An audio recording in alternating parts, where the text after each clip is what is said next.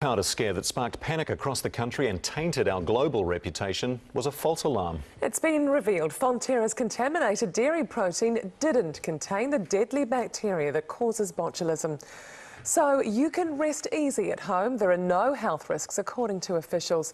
The issue now is whether these just released results will calm concerns at the dairy giant's big overseas markets. For more, let's go live to Renee Graham. Renee.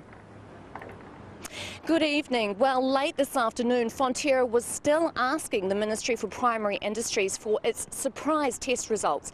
195 tests from separate international experts, totally contradicting early test results that there was a bacteria in the whey protein that contained something that caused botulism or food poisoning. And now, again, Fonterra is finding itself apologising to anxious consumers. Since news of a contamination scare broke, Fonterra products have faced bans in several countries. Right now it faces another blockade, this time in Bangladesh, as authorities reportedly wait for test results for contaminants. New Zealand Dairy Products Bangladesh Limited. Fonterra revealed earlier this month that some of its whey product contained a toxic bacteria that could cause botulism or potentially fatal food poisoning. Now the Ministry for Primary Industries' own test results done overseas reveal the 3.5-week health scare was all for naught.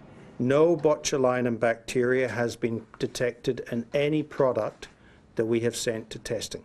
It's mixed emotions. You know, we're relieved that there was no big problem there at the start, but still concerned about the way things have worked out over the last 3 weeks.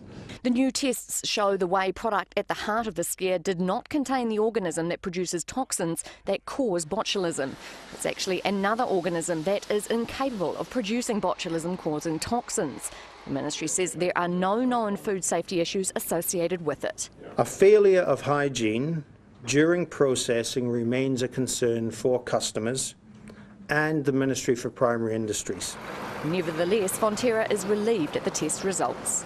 I honestly believe, I want to share with you that we did the right things and made the right calls all the way through.